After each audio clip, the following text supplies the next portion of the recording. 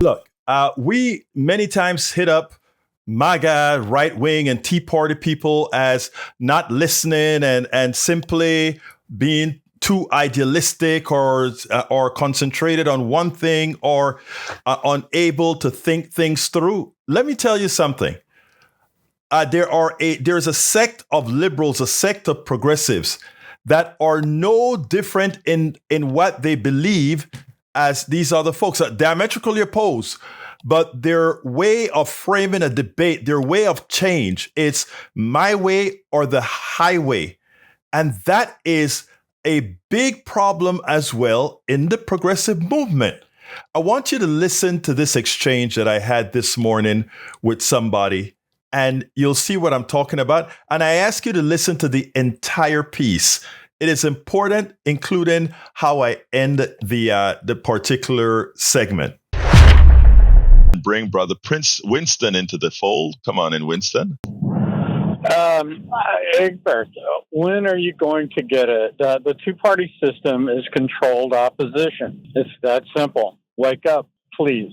Okay, I don't disagree that both of the parties, specifically the neoliberal wings of each parties, are controlled by the same people. But what I'd like to ask you, Winston, and I say this respectfully, tell me, what is your path forward in the short term for us to get some modicum of support for the working class? I understand what you're saying. I don't disagree with what you're saying. But a lot of folks get upset when I skew left as if it's just a blind support of a Democratic Party. That's not the case, but give me your path. I have to repeat myself. I'm sorry, but it's controlled opposition. Mm-hmm. Maybe you need some time to think about what the implications are. I could refer you to Carol Quigley's Tragedy and Hope. We're very deep into it, like in the 700 pages. Mm-hmm. He actually talks about this. So I hate to repeat myself on one end, but must say it's controlled opposition. The two-party system is a farce. It's theater. Winston.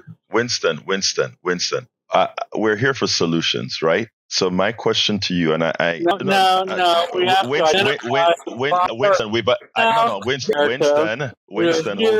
I'm asking you a question. Winston, you've repeated yourself. That's why I interrupted. You repeated yourself. My question to you, Winston, and this is coming, I think, from the same side of the ideological spectrum. My question to you, Winston, what's the path? In other words, we have a duopoly. How do you transition from a duopoly to something that actually doesn't have that controlled opposition you speak about, which you are correct about? Again, I'm going to ask you the same thing I asked Glenn Ryan the same. I do not have a solution. Okay, and my answer to you then is the following. I think what I am doing on a per incident and per thing issue until we have that answer, because it's not for that dying grandmother, for that grandmother who's going to lose Social Security, for that person who's going to lose disability, right? Look, remember, we're on the same ideological side. It is evident to me.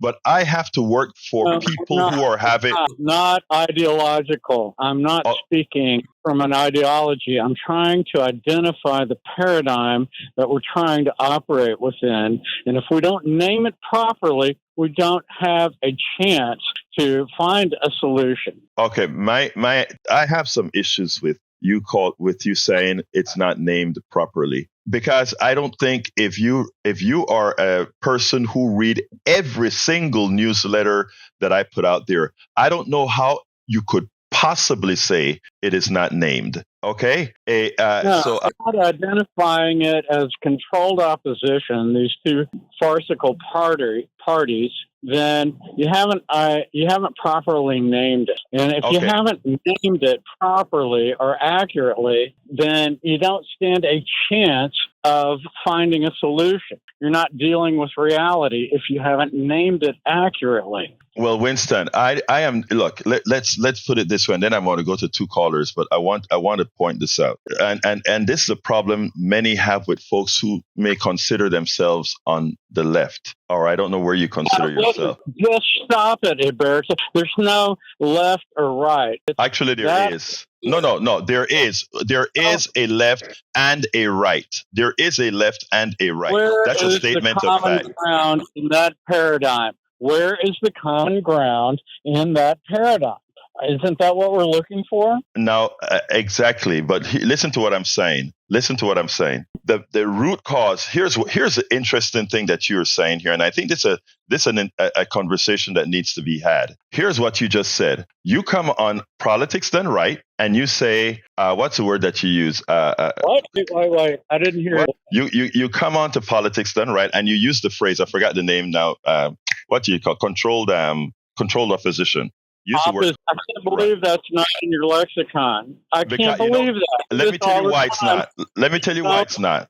Okay. Oh, hold on. Again, you got to make one. I listen to you. You listen to me, Winston. Come on. All right. You use the term controlled opposition. Okay. To the people that listen to this show and many others, they don't know what the hell control opposition means. When I talk to them about, wait a second. I don't educate them. I don't educate them with using your phraseology. I don't understand this phrase. Why are you interrupting me? Listen to what I'm saying. All right, here we go. Controlled opposition. That's a something that we use in an elite form of conversation. If I go to somebody now and I say the level of conversation that you're having is very low. If controlled opposition is a foreign concept to your listeners, then you have failed in your endeavor. Well, I think that's how a lot of let me not say that, but let me just say this, okay? When I say control opposition, that can have a whole lot of meanings. When I look at people and say the problem that you have is the economic system that we have, and then put it in words that they see in everyday. We have a two-party system. There we go. Two-party system. Winston, unless you're going to let me make the phrase like I allowed you to speak in the beginning, you can't. Yeah, man. All right. Come on. I tell you what, we're not going to get anywhere, Winston. We're not going to get anywhere because every time I speak, my brother, you interrupt me. I don't do that to you. So we'll move on. Thank you very much, Winston. Look, and I'm coming to you, Junior and Lester, but let me tell you one of the issues that I have. One of the issues that I have many times with folks, he doesn't like the left and right paradigm. He also wants us to centralize on the choice of words he's using from a over 700-page thing that he's reading. Understood. As a host, it is irresponsible of me to simply speak from these high tone levels. If you want me to speak in high levels of abstraction and all these issues, I could. But why? I am not trying to let anybody believe that, well, I know all these fancy terms when people's lives are suffering and they're going to work every day and don't understand what's going on. My responsibility as a host is to tell people what they can do in the immediacy to get their problems solved, and also in the long term for structural change. That long term from a structural change comes when I talk about a capitalist economic system run by the corporations without wings that harms. That is a long-term structural. What can they do today within a duopoly, within a two-party system, within a Democratic and Republican Party system that get things done? They have to get up tomorrow morning and go to work and survive. Many of us have the privilege, or many have the privilege and the ability, because whether Trump wins or somebody or whoever wins, they'll be okay. They may be stressed a bit, but there are people that this economic system, that this political system is materially affecting today. And that's not only those on the left, that's also my MAGA brothers and sisters. That's my lefty brothers and sisters. I have to find a way to communicate in such a manner that everybody can get some sort of help going on for the system, not from those who can sit back and read different manifestos and understand in detail what's going on. I get it, Winston. I get it, Glenn. But there are people that are not privileged to have what tomorrow is going to bring, like both of you seem to have. And we have to work for everybody. So let's be clear here, folks. As progressives, as liberals, one has to listen. Things won't exactly be used in the terminologies that you believe it should be used in. People may not even have the same pathway that you do. But given what we're fighting for, given what we must have, it is essential, first of all, that you listen, not only to progressives, but to everybody. And secondly, that you don't think it's your way or the highway or be such an absolutist that you do not open the doors for all. We spend a lot of time deconstructing the news, trying to parse it into a form that everybody can understand. We try to find those little nitpicks where it flies above the fray, etc. If you really like these videos that we do, I want to ask a big favor. Please go ahead, number one, subscribe to our channel, and number two, please join if you can. Thank you so kindly for watching. Keep watching. Please remember to share. We must populate the entire internet with our progressive message, a message that we know is what most Americans say that they want. So help us, please join.